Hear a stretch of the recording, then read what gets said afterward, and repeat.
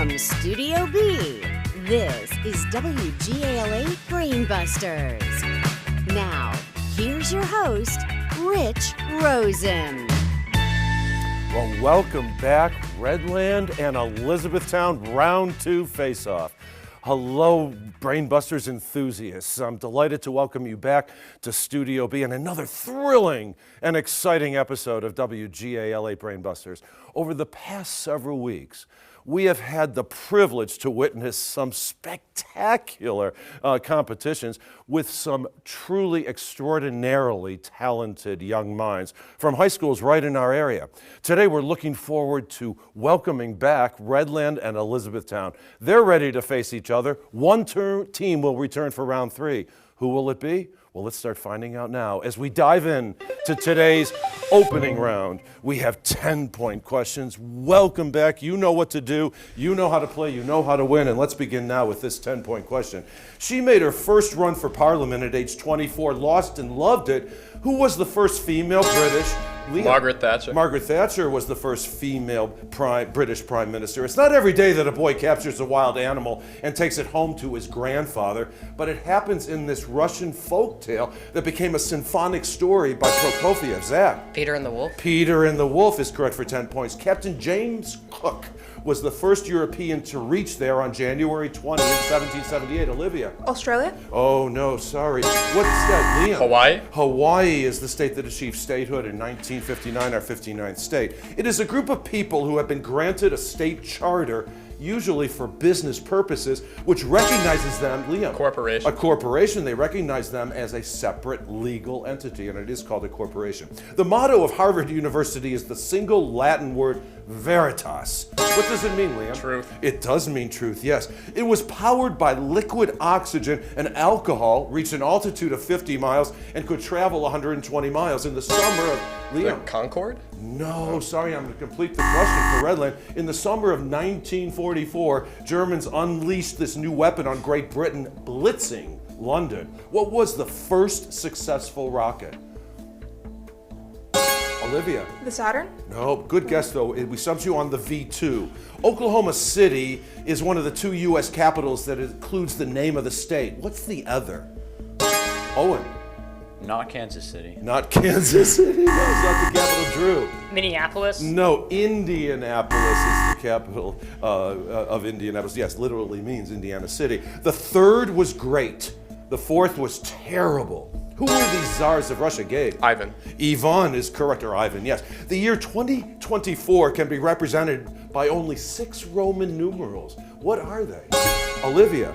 XXIV. You are correct. Good for you for 10 points. In 1933, Frances Perkins became the first Secretary of Labor and the first woman to hold a position in a president's cabinet. Liam? Roosevelt. Franklin Delano Roosevelt. Franklin Delano Roosevelt pointed her, yes, in 1933. The English language is divided into a number of parts of speech. To be precise, how many parts of speech are there?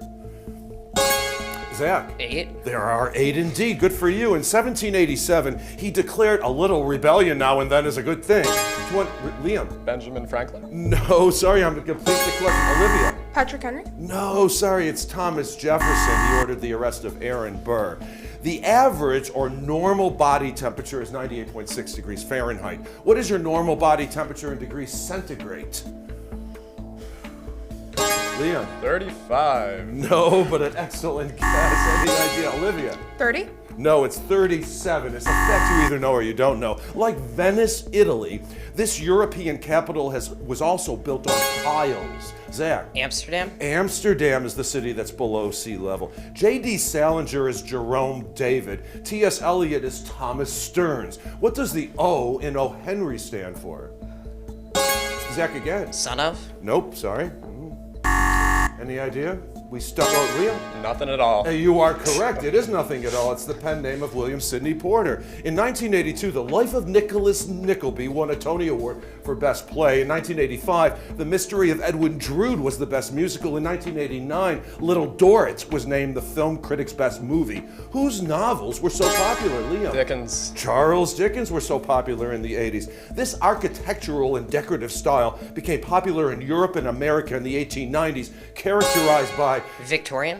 No, Zach, sorry. Characterized by intricate linear designs, we were going for Art Nouveau. That sound takes us to the end of the round and to our first break. I know you're eager to continue, but we need to get ready for the one-on-one rapid fire and team lightning round. So please stay where you are, and we'll be back in just a short moment. WGAL8 Brainbusters will return after this. The final 4 teams in the WGAL8 Brainbusters tournament will win cash grants. The 3rd and 4th place teams will receive $1,000 each. The 2nd place team will receive $3,000. And the WGAL8 Brainbusters champions will receive $5,000 in grant money. Now, here's Rich with our coaches and alternates. Okay, so how do you become a Brainbusters player? Well, first you have to be in high school. But next, you have to meet and perhaps audition for the team's coach, including Mr. Jason Jones, the team's coach from Redland High School. He's a biology teacher, obviously a great teacher, because students come back and they're always communicating with you and they're giving you Christmas presents. Yeah, so this year I got a Christmas present from a former student of mine, sweet kid. Didn't even look at it, went home, opened the bag, and in it was a pen that says, "Your face is weird." And I thought it was great because she and I have a similar sense of humor, and found out there's a set of demotivational pens, which I've already bought for my daughter. Demotivational pens, and mine was "Your face is weird." I don't know who got what else, but that was pretty good. Yeah. All right, well, I hope we can keep you motivated to stick around, because let's meet L.J. Bertalik. He is a junior. He's the team's alternate today, and it's great to have you here. And there's a movie of yours. I mean, it was produced before you were even born, but it's one of my favorite movies, too, so I'd love for you to share it with us. Yeah, so my favorite movie is Dead Poets Society, because my grandpa would always tell me to watch it because it's by far his favorite movie. Because in his job, he would lead different groups, and he would always tell them to go home and watch it on the first day. And then every time that he did that, he would watch it himself, too. So he's watched it hundreds of times, and I've only seen it like 2 or 3 times, but I love it. The message is great, and just the fact that it's his favorite makes it my favorite, too. So. Oh, thanks. I agree with you. It's about passion, no doubt. And poetry, of course. There's nothing like poetry. Let's head over to Elizabethtown and say hello to Mr. Timothy Spiegel.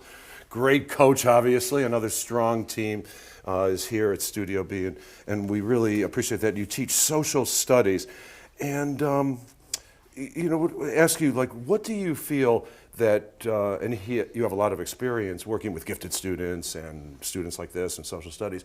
What makes a student successful today? I think it's about self-regulation. It's about self-discipline, and it's hard to teach. It's a really hard thing to teach. It's not in a curriculum per se. So I think it's all about modeling and just trying to create that classroom environment where you learn, okay, this is the time for this is not the time for that. So that's what I found. It's really difficult today because there's so many distractions, and some schools are forcing cell phones to be taken actually off the premises or not allowed in the classrooms. Elizabethtown hasn't adopted that policy. It's a teacher by teacher sort of situation, and teachers more and more are saying, we're done with them. Yeah, but these young people are very clever, and they know how to use it behind their backs, blindfolded, it seems. All right, let's say hello to today's alternate. It's so nice to have you back. You were here last season, and now you're here today's alternate. Sienna Tyson, you are a sophomore. So we're talking about self-regulation. And if there were no dress code at school, what would be a particular attire that you might adopt? I would wear hats like every single day.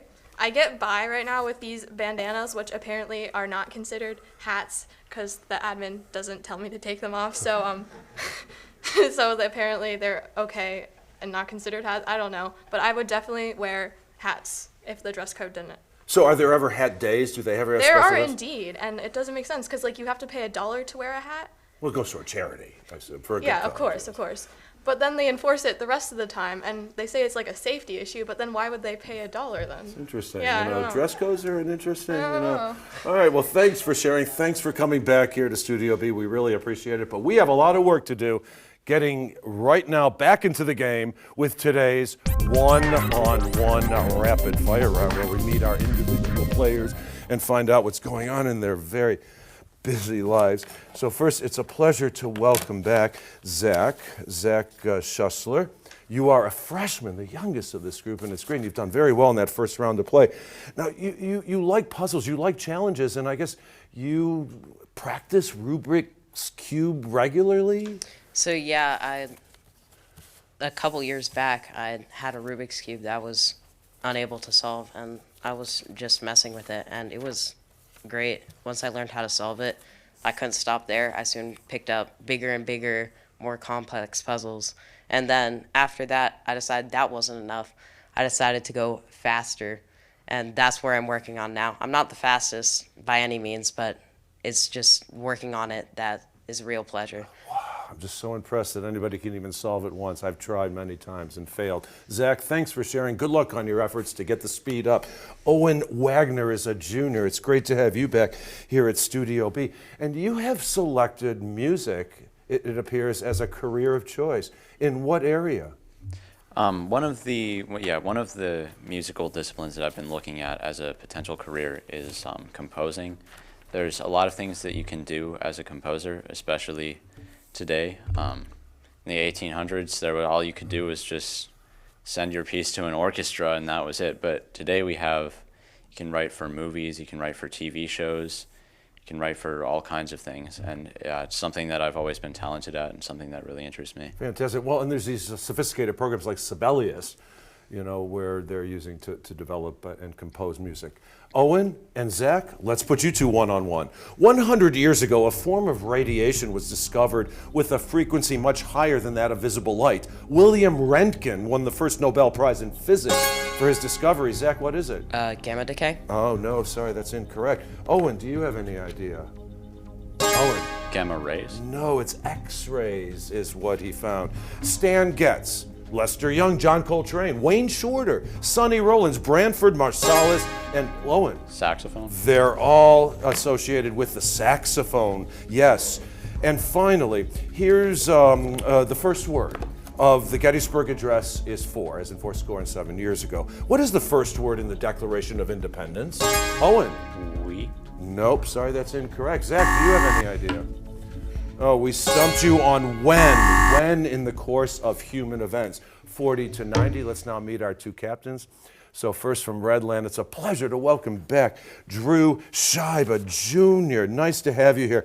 And I'm always excited to learn that young people know a career choice so you can formulate your studies in high school and get ready to select a college of your choice. So I'd love if you'd share with everybody your plan of action for the future. So my plan right now is to go and major in political science at a college somewhere roughly in the area, and then eventually go on to be a political analyst. Politics has always fascinated me. I don't think I necessarily want to be the actual person in office, but looking at it and analyzing it from all different angles is really interesting. And seeing where polling goes, seeing what people want, and seeing where the voters are inclined to head to. Well, thank you very much. Good luck in your efforts. Liam Burke is the captain, a junior. You're the captain from Elizabethtown. Great to have you here. And always I say you do very well on Quizbo. It's nice to have you play with us. But you like the challenge. And you've taken a course that was really out of your normal area of study? Yeah, I'm not really a math person. So I took AP Calculus this year. And recently we had a test. And I walked in. I was real worried about it. But I got the paper, and there were 4 questions on it. It was a real weight off my shoulders. And I think I did okay, actually. 3 out of 4 of my answers were, who's to say? But I think that was right. So. And you're obviously a good writer, so that does help. Now, are you planning on taking the advanced placement test? Yeah. Okay, yeah. Well, you're up for that challenge. Okay, well, Liam and Drew, I hope you're up for this challenge as we put you two one-on-one. It didn't take long after 4 hours a Manhattan federal jury convicted him of fraud, conspiracy, and money laundering. Liam. Bernie Madoff? No, sorry. Drew, who is this former crypto mogul and co-founder of FTX? Ooh, we stumped you on Sam Bankman-Fried. He is the only major league pitcher to throw 7 no-hit games. Who is this former member of the Mets, Angels, Astros, and Rangers? Liam. Nolan Ryan? He's the one, yes. And finally, popular musicals are sometimes based on classical sources. For example, Rent is based on La Boheme. Pardon me, what musical version of Madame Butterfly was set during the Vietnam War? Liam. M. Butterfly? Nope. Okay. Nope, sorry. Drew? Oh, we stumped you on Miss Saigon. 40 to 100. Let's now meet our third players in today's competition. So first from Redland, A pleasure to welcome back Olivia Magaro, and you are a junior. Now, you play the oboe, I know that. Yes. But there's an association with Quiz Bowl and oboes? This is unusual. Yes. When I was in 4th grade, I played on Red Mill Elementary School's academic bowl team. And I very distinctly remember the first question I buzzed in on was, what is the double-rated woodwind instrument? And I buzzed in immediately and said the oboe. And I think it might just be a coincidence, but 2 years later I picked it up, and 5 years later I made all-state wind ensemble districts, all of that. And you're going to continue with the oboe? Yes. Who knows for how long? Yes. Pardon me, thank you. Okay, Gabe Rotet, senior from Elizabethtown. It's great to have you back. And, you know, the weather contributes often to some activities like sledding or building snowmans, but you went a little step further with our recent snow. Yes, indeed. So recently, my one friend of mine, his name is Ethan, and myself, we went over to his house wondering, what are we going to do today? You know, just trying to figure out how to pass the time. And, you know, there was snow outside, kicking it around, and realized this snow, it's pretty good clumping snow. So we quickly got to work on building ourselves an igloo. And? And, I mean, it was successful. We could fit both of ourselves inside. You had to crouch down a bit, of course, but it was pretty successful. So I'm impressed. And great it held. fun. And all right. Well, Olivia and Gabe, hopefully you're going to be successful with these 3 questions as we put you two one-on-one. Given its last sentence, can you identify a novel? After all, tomorrow is another day. Gabe? Tale of Two Cities. Nope, but a great guess. Sorry. Olivia? 1984? Nope, sorry. It's Gone with the Wind. If you're a pro, you'll earn the appropriate number of points for identifying a word beginning with P-R-O. In a theater, it forms the arch that separates the stage from the audience. Oh, we stumped you both on proscenium. And finally, the U.S. Department of Health and Human Services was officially created by President Carter in 1980 when the Department of Education was created out of the Department of Health, Education, and Welfare. The Department of Homeland Security was formed in response to what terrorist act? Gabe? 9/11. 9/11. Ooh, just in time. We're going to get that to you. 9/11 is absolutely correct for another 10 points. Okay, 40 to 110. We're now going to pick up the pace and play today's 60-second team lightning round. Drew, here's your chance to forge ahead with one of these 3 quizzes. We have turn of the century movies, On, and From Sea to Sea. From sea to sea. For 10 points each, identify these words that all begin and end with the letter C, such as classic and cryptic. We're going to put 60 seconds on the clock, which will begin after I finish reading the first question. Good luck, and here we go. The organic acid found in oranges and grapefruit. Citrus. Citric, sorry. This Honda model is one of the top 10 best-selling Civic, yes, a member of the NBA team from Boston. Celtics.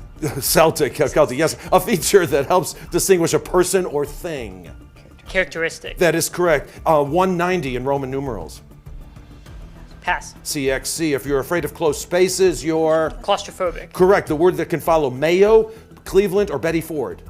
Pass. Clinic. This adjective can describe a magnetic person or a Pentecostal church. Pass. Charismatic, stylish, up-to-date, fashionable, sophisticated. Chic. Chic. Yes, this 12-letter word describes any cancer-causing substance or agent. Pass. Carcinogenic, the acronym to the research facility of the Public Health Service in Atlanta. CDC. Correct, the largest religious denomination in the United States. Catholic. Correct, disastrous, calamitous, earth-shaking, destructive. Pass. Catastrophic, someone with a fondness for Hershey's Kisses, bars, Mars bars, Godiva chocolate. Pass. Chocoholic. So we had 7 correct. 70 points came your way. Is this a break for you, Liam, Owen, and Gabe? We'll find out shortly with the 2 remaining quizzes. We have Turn of the Century movies and On and On. We will take On and On. On and on. It's not necessarily to go on and on to answer these questions. Instead, keep it short and begin each answer with the letters O-N. So if you're ready, let's get on with it. Liam, I take your answers, the team's answer. Owen and Gabe are ready to help you along. 60 seconds on the clock, which will begin after I finish reading the first question. And here we go.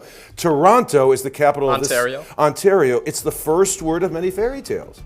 Once. Once, yes. Connected to a computer network. Online. Online, yes. Varieties include Sweet Spanish, the Bermuda, and Vidalia. Onion. Onion, yes. Jack Kerouac's novel. On the Road. On the Road is correct. The use of words like buzz, his. or Onomatopoeia. murmur. Onomatopoeia is correct. Drawing nearer, approaching, like a big storm. Oncoming. Oncoming, yes. In progress, evolving. Ongoing. Ongoing, yes. A doctor available overnight is said to be... On call. On call, yes. This birthstone can be black. Onyx. Onyx, yes. Playwright Eugene or O'Neill. Or center Shaquille, yes. As an adjective, it means singular or unique, as in one and Only. only, yes. The scientific study of tumors, especially cancer. Oncology. Oncology, yes. It's a difficult or disagreeable responsibility, a burden or an obligation. Pass. That's an onus, one of the principal tribes in the Iroquois League. Pass again. That's Oneida, a violent attack or overwhelming outpouring. It's an onslaught. Well done. Some fantastic teamwork was displayed. 13 correct, so 130 points came your way. 110 and 240. Don't discount Redland's ability to forge ahead because we have a lot more game left, including today's bonus Brainbuster.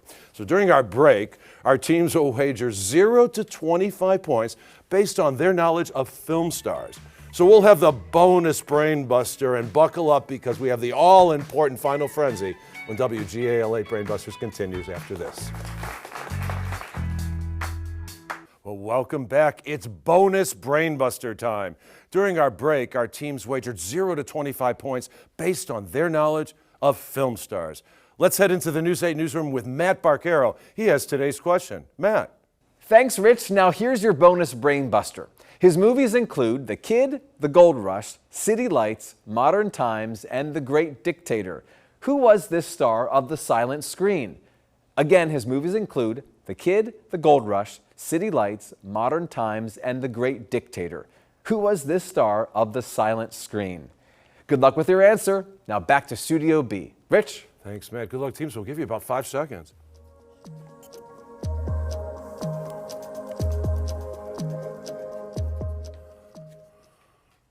Well, Elizabethtown was having a good time with their answer. All right, Drew, we're going to ask you to show your card first, and you came up with Chaplin, Charles Chaplin. Good for you. 15 points will be added to your score. Congratulations. Liam, did you come up with Charlie Chaplin? And an illustration. Chaplin and an illustration. 25 points. Wow, a challenging score up for you. 125 to 265. Okay, brace yourself, teams. Here comes today's final frenzy. This time, 20-point questions.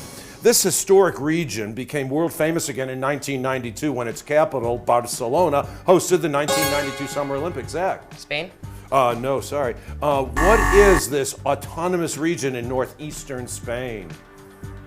Catalonia is the correct answer. A new kind of telescope, liquid mirror telescope, uses a lens made of a large shallow dish filled with a shiny liquid element. Which element is it, Liam? Mercury. Mercury's correct. Jurassic Park has 6 minutes of CGI. Casper has 40 minutes. Toy Story has 77 minutes. Avatar is around 70%. And Avatar 2 is 90%. What does CGI stand for? Liam again. Computer-generated images. Nope, sorry. Incorrect. Redland.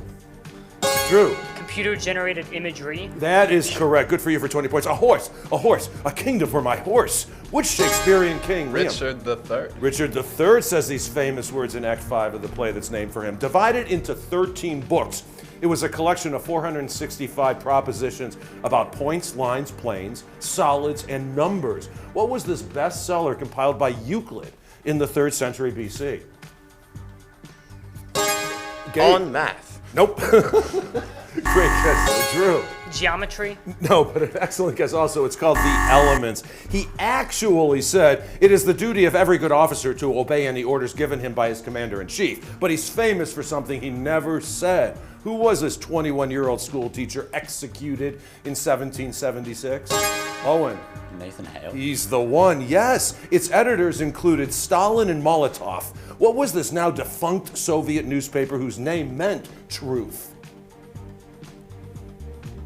Back to Russian studies, and you'll remember Pravda. An isotope of chlorine has an atomic number of 17 and an atomic mass of 37. How many protons are in the nucleus of this isotope? Olivia? 17. 17, of course. When Babe Ruth hit his 700th home run in 1934, everyone agreed that no one would ever break the record in the MLB. Liam? Hank Aaron? Oh, no, sorry. Who holds the record of 762 home runs?